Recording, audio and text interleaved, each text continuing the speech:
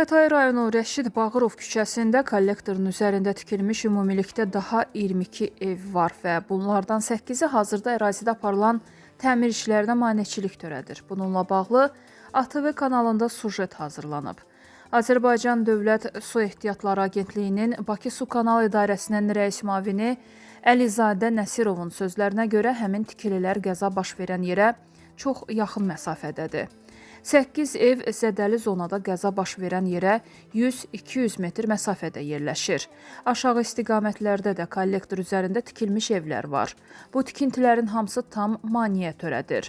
Qeyd olunub ki, kollektorun keçdiyi evlər siyahıya alınır. Sakinlər icra hakimiyyətinə çağırılıb, onlara evlərinin sökülmə ehtimalının olduğu deyilib. Xatırladaq ki, ötən həftə sözü gedən ünvanda üzərində evlər tikildiyinə görə diametri 1200 mm olan tullantı su kollektoru çökməyə məruz qalıb. Nəticədə Səbuhi Məmmədova məxsus ev sökülüb.